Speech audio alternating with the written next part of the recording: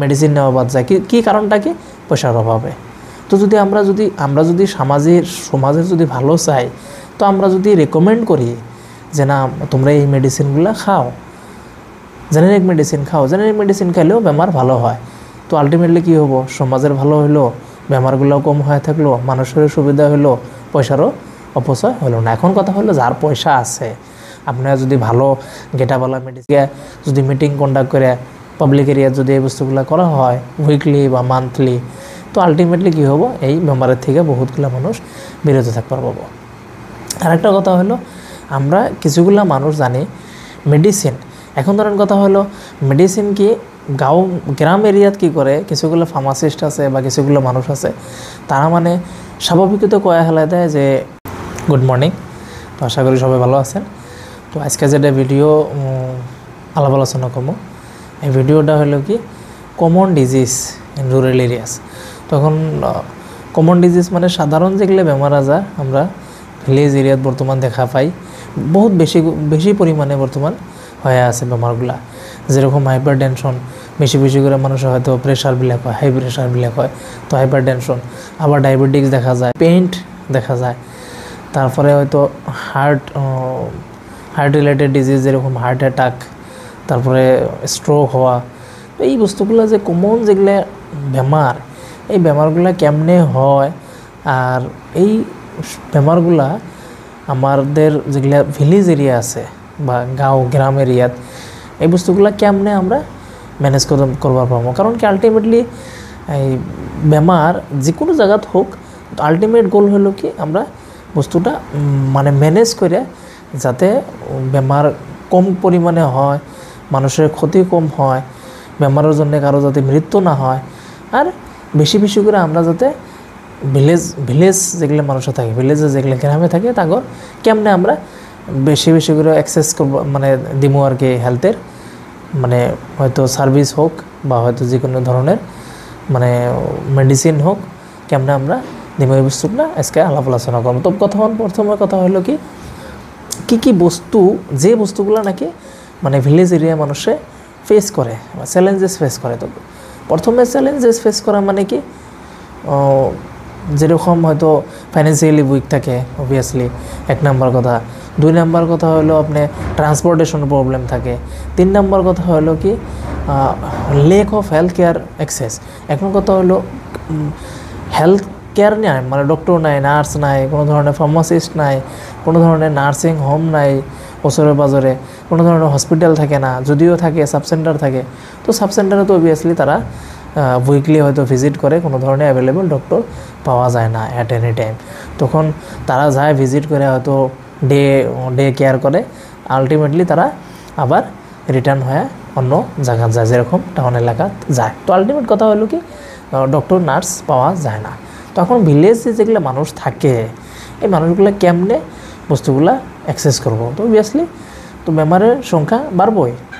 তো আরও কিছুগুলো সমস্যা হলো, যেরকম খাওয়া দাওয়ার সমস্যা আছে, সোশ্যাল যেটা এডুকেশন, এই এডুকেশনটাও প্রোভাইড করা হয় না। তো এখন কথা হলো আলটিমেট কিছুগুলো মানুষ যদিও হয়তো পড়াশোনা করে বা হয়তো ফার্মাসিস্ট হোক বা ডক্টর হোক বা নার্সে হোক, আলটিমেটলি কিন্তু গ্রামে থাকে না। এখন কথা হলো হয়তো কিছুগুলো মানুষ হয়তো ভাবে যে না কি জন্যে গ্রামে থাকে না, পড়াশোনা করছে এই জায়গাতে হয়তো থাকবার পারলো না। কিন্তু আলটিমেট কথা হলো কি যদি গ্রামে থাকা যায়, গ্রামে থাকলে কি হয়, মানে সুযোগ সুবিধা পাওয়া যায় না। যে বস্তুগুলো না হলে, যে বস্তুগুলো দিয়ে মানসিক কেয়ার করব বা রোগী দেখব, এই বস্তুগুলো কম পরিমাণে গ্রাম এরিয়া থাকে। তো যদি প্রপার বস্তু যদি না থাকে, যদি কোনো হসপিটাল ভালোভাবে না থাকে, কোনো ধরনের ইনস্ট্রুমেন্ট যদি না থাকে, কোনো ধরনের যদি মেডিসিন যদি প্রপারলি না থাকে, ডায়াগনস্টিক সেন্টার যদি না থাকে, মানে অ্যাভেলেবল ডক্টর যদি না থাকে, ওই একটা মানুষ বা ওই একটা ফার্মাসিস্ট, একটা ডক্টর, একটা নার্স ওই গ্রামে কী সার্ভিস প্রোভাইড করবো? তো তার লাগে কী করা হয়, আলটিমেটলি তারাও হয়তো টাউন এলাকা বা সিটি এলাকা যায় শিফট হয়। তো এখন কথা হলো তার জন্যে কী হয়, গ্রামের মানুষগুলার যে সমস্যাটা আবার রয়ে যায়। তো এই সমস্যাগুলা কেমনে ওভারকাম করবো, এখন আসেন এটা আলাপ আলোচনা করি। ওভারকাম করার মানে কিছুগুলা লক্ষ্য আছে।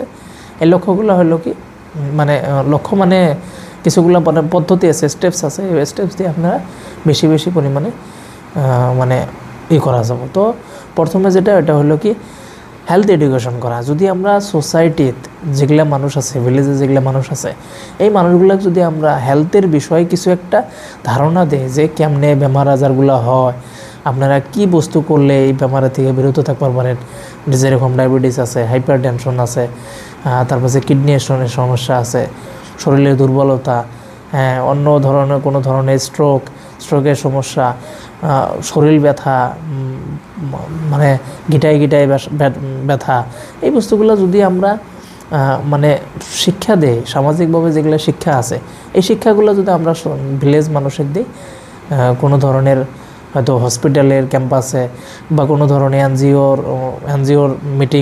এনজিওর থেকে যদি মিটিং কন্ডাক্ট করে পাবলিক এরিয়া যদি এই বস্তুগুলো করা হয় উইকলি বা মান্থলি, তো আলটিমেটলি কী হবো, এই বেমারের থেকে বহুতগুলো মানুষ বিরত থাকতে পারবো। আরেকটা কথা হলো, আমরা কিছুগুলা মানুষ জানি মেডিসিন, এখন ধরেন কথা হলো মেডিসিন কি গ্রাম এরিয়াত কি করে, কিছুগুলো ফার্মাসিস্ট আছে বা কিছুগুলো মানুষ আছে, তারা মানে স্বাভাবিকত কয়া হেলা দেয় যে জেনেরিক মেডিসিন আপনারা খায়েন না, জেনেরিক মেডিসিন ভালো না, কাজ করে না, ব্র্যান্ডেড মেডিসিন, জেনুইন মেডিসিন নেন। তো আলটিমেট এটা বহুত বড় ভুল ধারণা, এটা একটা মিথ।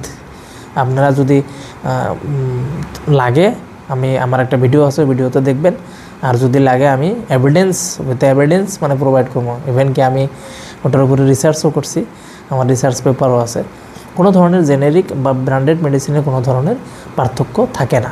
ঠিক আছে, পার্থক্য কীরকম থাকে, যে বস্তুগুলো ইউজ করা হয়, কারণ যে বস্তুগুলো মেডিসিনের লগে আরও কিছুগুলো বস্তু অ্যাড করা হয়, এই অ্যাড করা বস্তুগুলো যদি কিছু কম পরিমাণে থাকে, যেরকম কালার বা হয়তো যেটা মেডিসিনের মানে প্রোডাক্টের যেটা মানে মেটেরিয়াল বা প্যাকেজিং করতে যেটা বস্তু ইউজ করা হয়, বস্তুগুলো হয়তো কম বেশি থাকতে পারে। কিন্তু মেডিসিন যেটা অরিজিনাল, যেটা মেডিসিন কই আমরা, অ্যাক্টিভ ইনগ্রিডিয়েন্টস কয়, ফার্মাসিউটিক্যাল মানে যেটা মেইন ড্রাগস, এইটা কিন্তু কোনো ধরনের ডিফারেন্স থাকে না, জেনেরিক ব্র্যান্ডেড সেম মেডিসিন থাকে।